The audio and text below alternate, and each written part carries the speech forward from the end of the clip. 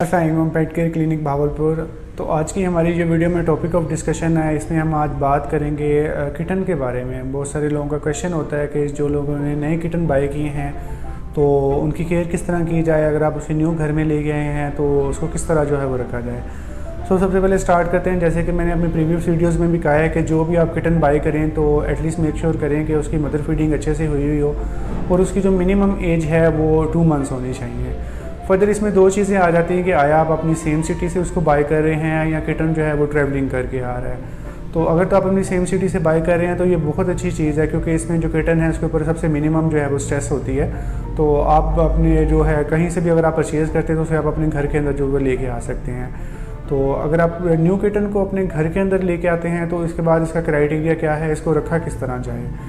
सबसे पहली चीज़ मैं जो लोगों को कहता होता हूँ कि अगर आपने एक न्यू किटन परचेज़ किया है तो बहुत सारे लोग होते हैं कि जैसे ही वो अपने घर में लेके जाते हैं तो बहुत सारे जो छोटे बच्चे होते हैं वो उस किटन के साथ खेलना स्टार्ट कर देते हैं, क्योंकि किटन आपको पता है कि ऑलरेडी बहुत ज़्यादा एनर्जेटिक और बहुत ज़्यादा प्लेफुल होते हैं। तो ऐसी सिचुएशन में जब किटन एक न्यू प्लेस पे जाता है तो मोस्टली किटन के ऊपर ऑलरेडी एक जो है वो स्ट्रेस होती है, क्योंकि अपनी मदर से भी वो सेपरेट हुए होते हैं। तो इस चीज़ को लेके ऊपर वो बीमार हो जाते हैं। तो जब भी आप एक न्यू किटन बाय करें, आप आपके पास जब वो आए तो मेक श्योर करें कि आप उसे फीडिंग करवाएं, उसे साफ़ पानी दें पीने के लिए, फ़िल्टर वाला पानी यूज़ करें। जो दूसरा हमारे घरों का पानी होता है अगर आप वो देंगे तो उसमें चांसेस होते हैं कि उसको डायरिया लग सकता है। तो मेक श्योर करें कि जो स्टार्टिंग के डेज हैं, अगर आप नॉर्मल आपका घर का पानी ठीक भी है फिर भी आप उसे जो है वो फ़िल्टर वाला पानी दें। अब दूसरी बात आती है कि उसको फीड का करवाया जाए। बहुत सारे लोग ये गलती करते हैं कि अगर पीछे से कोई कैट या किटन जो भी है वो अगर किसी डाइट पे आ रहा होता है, जब वो आपके पास आता है तो आप उसकी डाइट सडनली चेंज कर देते हैं, जिसकी वजह से बहुत जो कॉमन प्रॉब्लम आती है वो डायरिया की आती है कि किटन में डायरिया बहुत ज़्यादा जो है वो कॉमन होता है और ऑन द अदर हैंड ये बहुत ज़्यादा लिथल भी होता है। तो मेक श्योर करें कि आप जिससे भी परचेज़ कर रहे हैं उसी एक तो ये चीज़ हो कि जो किटन है वो सेल्फ फीडिंग पे हो, और उनसे हमेशा पूछ लें कि आप इसे कौन सी डाइट दे रहे हैं। अगर उसे वो किसी कैट फूड के ऊपर दे रहे हैं तो आपने सेम कंपनी की वही वाली कैट फूड जो है वो उसको देनी है। इवन कि अगर आप कैट फूड की कंपनी चेंज करते हैं तो उससे भी चांसेस होते हैं कि आपके किटन का जो है वो उसको इन्फेक्शन हो सकता है या गैस्ट्रोएंटेराइटिस हो सकता है या डायरिया वगैरह का जो इसको इशू है वो हो सकता है। अगर आपका किटन जो है वो बॉइल्ड चिकन वगैरह पे ऊपर लगा हुआ है, जो भी जिससे भी आप परचेज़ कर रहे हैं, तो आप उससे पूछेंगे उनका फीडिंग प्लान क्या था और ट्राई करें कि आप सेम फीडिंग प्लान को ही फॉर मिनिमम एटलीस्ट 7 डेज़ के लिए जो है वो फॉलो करें। 7 डेज़ के बाद जो है आप उसका जो फीडिंग प्लान है आप उसको अपनी मर्ज़ी के हिसाब से चेंज कर सकते हैं। दूसरी क्वेश्चन ये आता है कि जब आप लोग किटन लेके आते हैं तो वो बहुत ज़्यादा डरे हुए होते हैं या वो घरों की डिफरेंट जगह पे जाने की ट्राई करते हैं। तो जब भी आप एक न्यू जगह पे किटन लेके आएँ तो उसे अपने घर के अंदर छोड़ दें, ताकि वो पूरे घर को एक बार अच्छे से जो है वो उसको विज़िट कर ले, उसको सारी जगह का पता हुआ हो, सारी जगह को वो अच्छे से घूम ले। उसके बाद जो किटन को जहाँ भी जो स्पेस है वो ज़्यादा कंफर्टेबल रखती है तो वो उस जगह पे जाके सोता और बैठता है। दूसरा इसमें क्वेश्चन आ रहा है कि लीटर का क्या किया जाए, लीटर को किस जगह पे रखा जाए। मोस्टली लोग ऐसे होते हैं कि जो लीटर होता है उसको किसी रूम के अंदर रख देते हैं। अब इसका साइड इफ़ेक्ट ये आता है कि अगर आपके घर में कोई गेस्ट आ जाते हैं या कोई भी इवेंट है या ऐसा कोई भी इशू है जिसकी वजह से आपको रूम क्लोज़ करना पड़ जाए,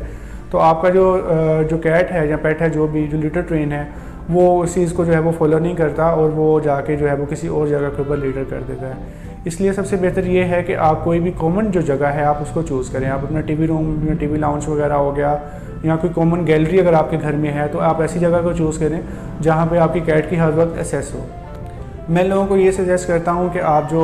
जहाँ पे आपने लीटर रखा हुआ है उसके पास ही जो है थोड़ा सा दूर करके आप उसकी कैट फूड और जो वाटर है उसको आप रख दें, ताकि किटन के लिए भी आसानी हो कि उसको पता हो कि मैं अगर एक जगह पे जाऊँगा तो मुझे सारी की सारी चीज़ें मिल जाएंगी।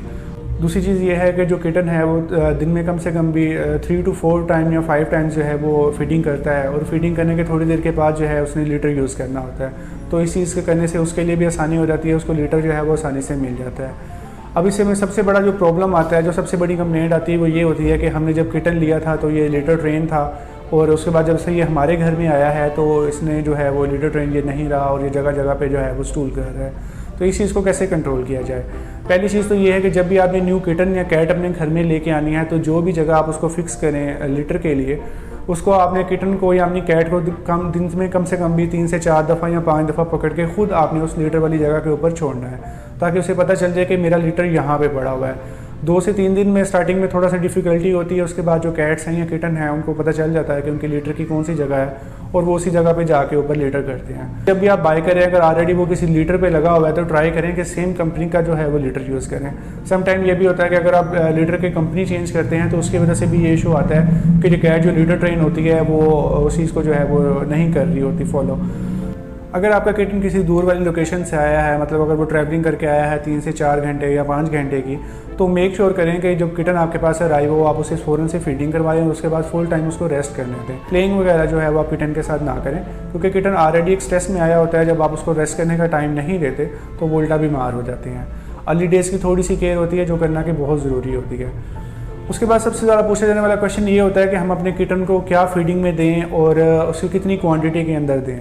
تو بیسیکلی میں نے جیسے بتایا کہ جہاں سے آپ پرچیز کر رہے ہیں بہت بہتر ہے کہ آپ ان سے پوچھیں کہ آلریڈی وہ اپنی کیٹس کو کون سی ڈائٹ دے رہے ہیں اور آپ سیم ڈائٹ کو ایٹ لیسٹ جو ہے 7 ڈیز کے لیے فالو کریں. اگر وہ کسی اچھی کمپنی کی کیٹ فوڈ نہیں دے رہے ہیں یا اگر آپ فوڈ چینج بھی کرنا چاہ رہے ہیں تو اسٹارٹنگ کے جو 7 ڈیز ہیں وہ ایٹ لیسٹ آپ اپنے کٹن کو ایڈجسٹ ہونے دیں, اس کے بعد آپ اس کی فیڈ کو جو ہے وہ چینج کریں. جو کوانٹٹی کا ایشو آتا ہے کہ کتنی کوانٹٹی میں دیں تو یہ ویٹ کے حساب سے ہوتا ہے کہ آپ نے کٹن یا جو کیٹ لیا ہے اس کا کتنا ویٹ ہوتا ہے. آپ دونوں سے بھی کیٹ فوڈ بائی کریں گے اس کے اوپر ایک فیڈنگ چارٹ بنا ہوا ہوتا ہے جو کہ ویٹ کے اور منتھس کے حساب سے ہوتا ہے. اسی طرح کا جو بھی آپ کیٹ فوڈ لیں اس کی اسی طرح کے جو فیڈنگ چارٹ ہے اس کو آپ فالو کریں. ان میں کوانٹٹی لکھی ہوئی ہوتی ہے کہ اتنے گرام آپ نے فیڈ دینی ہے, تو وہ پر ڈے کے حساب سے ہوتی ہے. یہ آپ کی مرضی ہے کہ آپ اس کو دن میں 3 یا 4 دفعہ جو ہے وہ ڈیوائڈ کر سکتے ہیں. مطلب اگر ایک کیٹ فوڈ ہے اگر کوئی بھی تو اس کی کوانٹٹی 100 گرامز بن رہی ہیں تو آپ کیٹ کو جو ہے وہ اس کو 3 ٹائم میں جو ہے وہ ڈیوائڈ کر لیتے ہیں 30 گرام کے حساب سے.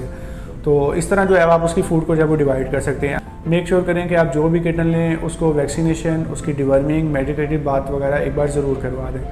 سیکنڈ چیز یہ ہے کہ میڈیکیٹڈ بات سے یہ ہے کہ اگر آپ کے پاس کٹن آیا تو بہت سارے لوگ یہ بھی کرتے ہیں کہ جیسے کٹن اگر آیا تو رستے میں اگر اس نے کوئی اسٹول یا یورین کر دیا ہے تو وہ کٹن کو آتے ساتھ ہی نہلا دیتے ہیں, جس کی وجہ سے بھی کٹن بیمار ہو جاتے ہیں. تو اگر آپ کٹن کہیں سے آپ نے منگوایا ہے اور اس نے رستے میں کوئی اسٹول یا اگر یورین وغیرہ کیا ہے, اس لائق ہے کہ اس کو واش کیا جائے, تو ٹرائی کریں کہ آپ اس کو پورے کو بات نہ کروائیں بلکہ جو اس کا ایریا گندا ہوا ہے اس کو کسی کاٹن کے ساتھ یا ٹیشو کے ساتھ گیلا کر کے صرف اس ایریا کو جو ہے وہ صاف کر دیں. موسٹلی لوگ جو کٹنز لے رہے ہوتے ہیں ان میں 50 to 60% جو ہے وہ کٹن بیمار ہو جاتے ہیں, جس کی مین وجہ جو ہے اگین میں اس بات کو ریپیٹ کر رہا ہوں ان کی ڈائٹ کی وجہ ہوتی ہے کہ اس کو سیم ڈائٹ نہیں ڈال رہے ہوتے, وہ اس کو ڈفرینٹ ڈائٹ ڈال دیتے ہیں. اگر آپ کا بریڈر ہے جہاں سے آپ لے کے آئے ہیں وہ اس نے چکن پہ لگایا ہوا ہے, آپ اس کو جو ہے وہ کوئی اور کیٹ فوڈ ڈال دیں گے یا وہ کیٹ فوڈ پہ تھا اور آپ اس کو چکن ڈال رہے ہیں تو آتے ساتھ ہی ہے وہ جو کٹنز ہوتے ہیں وہ بیمار پڑ جاتے ہیں اور ان کے جو اندر وہ ڈائریا کا جو ایشو ہے بہت زیادہ کامن آ سکتا ہے. امید ہے آپ کو یہ والی ویڈیو پسند آئی ہوگی. اگر آپ کا کوئی بھی کویشچن ہے تو آپ نیچے کمنٹس میں کر سکتے ہیں. میں ٹرائی کروں گا کہ میکسیمم جو آپ کے کویشچنز ہیں ان کے آنسر ضرور کروں. Thank you.